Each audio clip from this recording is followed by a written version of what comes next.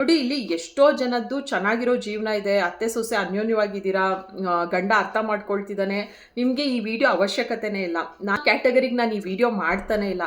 ಸಮಾಜನ ಖುಷಿ ಪಡಿಸೋದಕ್ಕಾಗಿ ನಾನು ಯಾವ ವಿಡಿಯೋಸು ಮಾಡ್ತಾ ಇಲ್ಲ. ರಿಯಲ್ ಲೈಫ್ ಪ್ರಾಬ್ಲಮ್ಸ್ ತುಂಬ ಇದೆ. ಸಮಾಜದ ಪ್ರಕಾರ ಕೆಟ್ಟ ಸೊಸೆ, ಕೆಟ್ಟ ಅತ್ತೆ, ಇವನು ಒಳ್ಳೆ ಮಗ ಅಲ್ಲ ಅಂತ ಸಾವಿರ ಹೇಳ್ಬೋದು. ಬಟ್ ಪ್ರತಿಯೊಬ್ಬರು ಜೀವನ ಬೇರೆ ರೀತಿ ಇರುತ್ತೆ, ಅವರ ಒಂದು ಪರಿಸ್ಥಿತಿ ಬೇರೆ ಇರುತ್ತಲ್ವಾ. ಈಗ ಲಾಸ್ಟ್ ವಿಡಿಯೋದಲ್ಲಿ ನಾನು ಕೂತ್ಕೊಂಡು ವಿಡಿಯೋ ಮಾಡಿರೋಷ್ಟು ಸುಲಭ ಅಲ್ಲ. ಗಂಡ ಹೆಂಡತಿ ಮಧ್ಯ ಪೇರೆಂಟ್ಸ್ ಇನ್ಫ್ಲೂಯೆನ್ಸ್ ಎಷ್ಟಿದೆ, ಗಂಡ ಪ್ರತಿ ಮಾತಿಗೂ ನಮ್ಮಮ್ಮ ಹೇಗೆ ಹೇಳ್ತಾರೆ ಹಾಗೆ ಕೇಳ್ಕೊಂಡಿರು, ಅವ್ರ ಸಂತೋಷನೇ ನನ್ನ ಸಂತೋಷ, ಇರೋದಾದರೆ ಇರು, ಅವ್ರಿಗೆ ಅಡ್ಜಸ್ಟ್ ಮಾಡ್ಕೊಂಡಿಲ್ಲ ಅಂದರೆ ಹೋಗು ಅನ್ನೋ ತನಕನೂ ಮಾತಾಡ್ತಾರೆ. ಇನ್ನು ಹೆಂಡ್ತಿರು ಗಂಡನ ಬಗ್ಗೆ ಏನೂ ಪ್ರಾಬ್ಲಮ್ ಇಲ್ಲ, ಬಟ್ ಪ್ರತಿನಿತ್ಯ ಅವ್ರ ಅಮ್ಮನ ಬಗ್ಗೆ ಏನೋ ಒಂದು ಕಂಪ್ಲೇಂಟ್ಸ್ ಹೇಳ್ತಾ ಇರೋದು, ಇದೆಲ್ಲ ಎಷ್ಟು ಮಟ್ಟಿಗೆ ಒಂದು ರಿಲೇಷನ್ಶಿಪ್ನ ಎಫೆಕ್ಟ್ ಮಾಡುತ್ತೆ. ಈ ಎಫೆಕ್ಟಿಂದ ಅಲ್ವಾ ಎಷ್ಟೋ ವರ್ಷ ಕಳೆದೋಗುತ್ತೆ. ಬಿಕಾಸ್ ಇಲ್ಲಿ ಅತ್ತೆ ಇರ್ಬೋದು, ಸೊಸೆ ಇರ್ಬೋದು, ಗಂಡ ಇರ್ಬೋದು, ಎಲ್ಲರಿಗೂ ಇರೋದು ಒಂದು ಲೈಫು. ಈ ಮದುವೆ ಆಗಿ ಒಂದು 4-5 ವರ್ಷ ತುಂಬ ಆಸೆಗಳಿರುತ್ತೆ. ನಾವು ಹೀಗೆ ಬದುಕಬೇಕು, ನಾವು ಹೊರಗಡೆ ಟ್ರಿಪ್ ಹೋಗಬೇಕು, ನಾವು ಟೈಮ್ ಸ್ಪೆಂಡ್ ಮಾಡಬೇಕು, ಇದೆಲ್ಲದು ಈ ಒಂದು ಸಮಸ್ಯೆಯಲ್ಲಿ ಕಳೆದೋಗ್ಬಿಟ್ಟಿರುತ್ತೆ. ನಂತರ ವಯಸ್ಸಾಗ್ತಾ ಬರುತ್ತೆ. ಇಷ್ಟು ವರ್ಷ ಇವನ್ನೆಲ್ಲ ಬದಲಾಯಿಸೋದಕ್ಕೆ ನೀವು ಪ್ರಯತ್ನ ಮಾಡಿರ್ತೀರ. ನನಗೂ ಪ್ರೀತಿ ತೋರಿಸ್ಬೇಕು, ನನಗೂ ಅಪ್ರಿಷಿಯೇಟ್ ಮಾಡಿ, ನನಗೂ ರೆಸ್ಪೆಕ್ಟ್ ಕೊಡಿ ಅಂತ ಬೇರೆ ಬೇರೆ ವಿಧವಾಗಿ ನೀವು ಹೇಳ್ತಾನೆ ಇರ್ತೀರಾ. ಜಗಳ ಮಾಡಿರ್ತೀರಾ, ಕೋಪ ಮಾಡ್ಕೊಂಡಿರ್ತೀರಾ, ಓವರ್ ಪ್ರೀತಿ ಕೇರ್ ಕನ್ಸರ್ನ್ ಕೊಟ್ಟು ನೋಡಿರ್ತೀರಾ. ಏನಾದರೂ ಕೂಡ ಎಲ್ಲರೂ ಹಾಗೆ ಇದ್ದಾರೆ ಅಂದಮೇಲೆ ಇನ್ನು ನೀವು ಹೇಗೆ ಜೀವನ ಮಾಡಬೇಕು, ಹ್ಯಾಪಿಯಾಗಿರೋದು ಹೇಗೆ ಅಂತ ನಿಮ್ಗೆಲ್ಲರಿಗೂ ಒಂದು ಸತಿ ಆದರೂ ಈ ಕ್ವೆಶನ್ ಬಂದಿರುತ್ತೆ.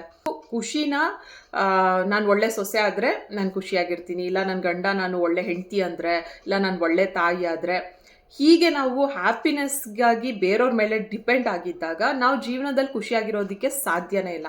ಇನ್ನಾದರೂ ನಿಮ್ಮ ಖುಷಿ, ನಿಮ್ಮ ಜವಾಬ್ದಾರಿ ನಿಮ್ಮ ಕೈಯಲ್ಲಿದೆ ಅಂತ ಫಸ್ಟು ಅರ್ಥ ಮಾಡ್ಕೊಳ್ಳಿ.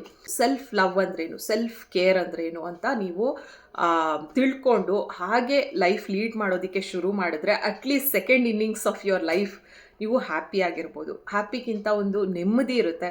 ಯಾರ ಮೇಲೂ ಜಗಳ ಆಡೋದಕ್ಕೂ ಹೋಗೋದಿಲ್ಲ. ಯಾವ ಒಂದು ಪ್ರೀತಿ ಗೌರವಕ್ಕಾಗಿ ನೀವು ಹೋರಾಟ ಮಾಡೋ ಅವಶ್ಯಕತೆ ಇರೋದಿಲ್ಲ.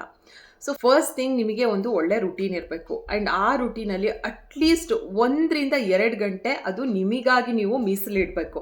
ಅಂದರೆ ನಿಮಗೇನು ಇಷ್ಟ ಇದೆ, ವಾಕಿಂಗ್ ಇರ್ಬೋದು, ಹಾಡು ಹೇಳೋದಿರ್ಬೋದು, ಡ್ಯಾನ್ಸ್ ಮಾಡೋದಿರ್ಬೋದು, ಗಾರ್ಡನಿಂಗ್ ಇರ್ಬೋದು, ನಿಮ್ಗೆ ಏನು ಇಷ್ಟ ಅದನ್ನ ಮಾಡೋಷ್ಟು ಟೈಮು ಇಡೀ 24 ಗಂಟೆಲಿ 1-2 ಗಂಟೆ ಆದರೂ ನಿಮಗೆ ಎತ್ತಿಟ್ಕೊಳ್ಳಿ.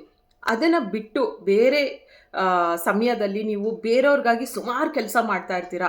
ಬೆಳಗ್ಗೆ ಗಡಿಬಿಡಿಯಲ್ಲಿ ಎದ್ದೇಳ್ತೀರಾ, ಅಡುಗೆ ಮಾಡ್ತೀರಾ, ಟಿಫಿನ್ ಕಟ್ತೀರಾ, ಮಕ್ಕಳನ್ನ ಸ್ಕೂಲಿಗೆ ಕಳಿಸ್ತೀರಾ, ಮನೆ ಕ್ಲೀನ್ ಮಾಡ್ತೀರಾ, ಸ್ನಾನ ಮಾಡ್ತೀರಾ, ಪೂಜೆ ಮಾಡ್ತೀರಾ. ಅದೆಲ್ಲದ್ರ ಮಧ್ಯ ಕರೆಕ್ಟಾಗಿ ತಿನ್ನೋದನ್ನ ನೀವು ಮರ್ತಿರ್ತೀರ. ಸೊ ನಿಮ್ಮ ಬ್ರೇಕ್ಫಾಸ್ಟ್, ಲಂಚ್, ಡಿನ್ನರ್ನ ಟೈಮ್ ಫಿಕ್ಸ್ ಮಾಡ್ಕೊಳ್ಳಿ. ಕರೆಕ್ಟ್ ಟೈಮಿಗೆ ತಿಂಡಿ ತಿನ್ನೋದಿರ್ಬೋದು, ಊಟ ಮಾಡೋದಿರ್ಬೋದು, ಅದು ಕ್ರೈಮ್ ಅಲ್ಲ. ನಿಮ್ಮ ಬಗ್ಗೆ ಕೇರ್ ತಗೊಳ್ಳೋ ಒಂದು ವಿಚಾರಕ್ಕೆ ನಿಮ್ಮ ಮನೇಲಿ ಯಾರೇ ನಿಮಗೆ ನೆಗೆಟಿವ್ ಆಗಿ ಮಾತಾಡಿದ್ರು ಆದಷ್ಟು ಅದಕ್ಕೆ ನೀವು ಕಿವಿಡ್ರಾಗಿರಿ. ಅಂದರೆ ಅದಕ್ಕೆ ರಿಯಾಕ್ಟ್ ಮಾಡೋದಕ್ಕೆ ಹೋಗಬೇಡಿ. ಸ್ಲೋಲಿ ನಿಮ್ಮ ಈ ವರ್ಷನ್ನ ಅವರು ಆಕ್ಸೆಪ್ಟ್ ಮಾಡ್ತಾ ಬರ್ತಾರೆ. ಅವ್ರು ಹಂಗೆ ಮಾತಾಡ್ಬಿಡ್ಬೋದು, ಹಿಂಗೆ ಮಾತಾಡ್ಬಿಡ್ಬೋದು ಅಂತ ನೀವು ಬದಲಾವಣೆ ಮಾಡ್ಕೊಳ್ಳೋದಕ್ಕೆ ಭಯ ಪಡಬೇಡಿ. ಸೊ ಕರೆಕ್ಟ್ ಟೈಮಿಗೆ ತಿಂಡಿ ತಿನ್ನೋದು, ಊಟ ಮಾಡೋದು ಎಲ್ಲ ಕೂಡ ಬೇಸಿಕ್ ನೆಸೆಸಿಟಿ. ಅದೇನು ಸ್ಪೆಷಲ್ ಲಕ್ಸುರಿ ಏನಲ್ಲ ತಾನೆ.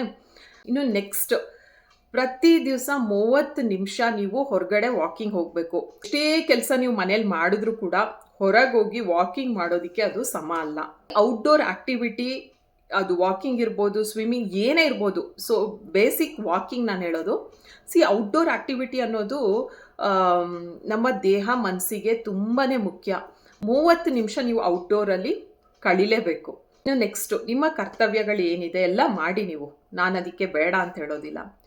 ಬಟ್ ಒಂದು ಬೌಂಡ್ರಿ ಹಾಕ್ಕೊಳ್ಳಿ. ಈಗ ಫಾರ್ ಎಕ್ಸಾಂಪಲ್ ಇದಕ್ಕೆ ನೀವು ರಾತ್ರಿ ಒಂದು 8:30 9 ಗಂಟೆ ಒಳಗೆ ಊಟ ಮಾಡ್ತೀರಾ. ನಂತರ ನೀವು ನಿಮ್ಮ ಕಿಚನ್ ಕ್ಲೀನ್ ಮಾಡಿ ನಿಮಗೆ ಮಲ್ಗೋ ಟೈಮ್ ಆಗುತ್ತೆ. ಡೈಲಿ 10 ಗಂಟೆಗೆ ನೀವು ಮಲ್ಕೊಳ್ತಾ ಇದ್ದೀರಾ, ಅದು ಫಿಕ್ಸ್.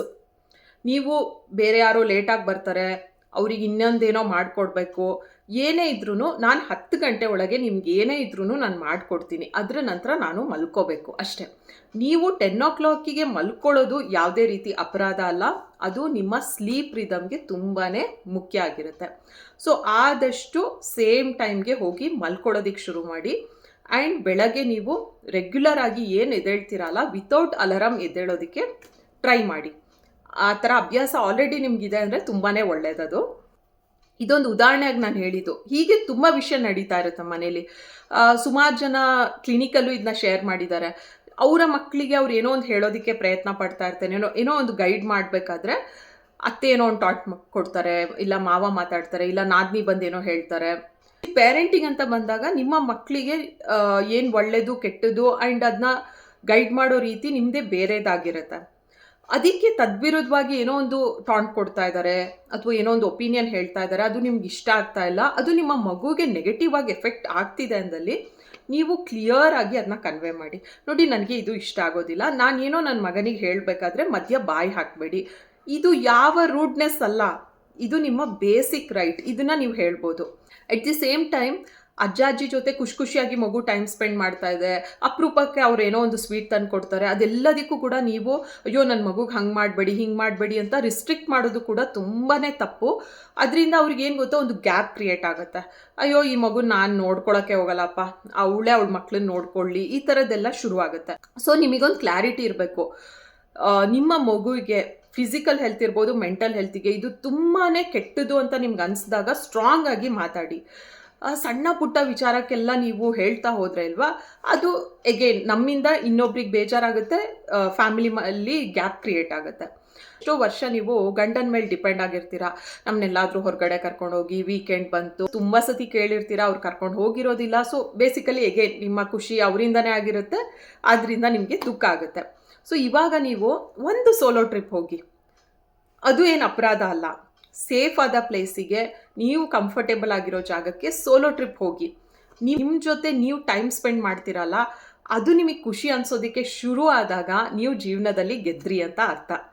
ನಿಮ್ಮ ಜೊತೆ ನೀವು ಖುಷಿಯಾಗಿರಬೇಕು.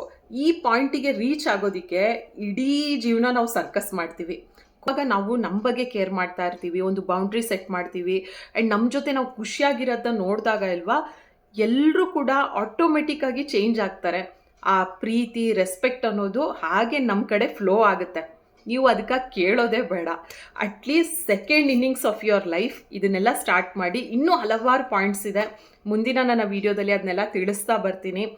ಐ ಹೋಪ್ ಯಾವ್ಯಾವ ಹೆಣ್ಮಕ್ಳು ಈ ಫೇಸ್ ಆಫ್ ಲೈಫಲ್ಲಿದ್ದೀರಾ, ಈ ಒಂದು ಸಮಸ್ಯೆಯಲ್ಲಿದ್ದೀರಾ, ಈ ವಿಡಿಯೋ ನಿಮ್ಗೆ ಹೆಲ್ಪ್ ಆಗುತ್ತೆ ಅಂದ್ಕೊಂಡಿದ್ದೀನಿ. ಆದಷ್ಟು ಶೇರ್ ಮಾಡಿ. Thank you.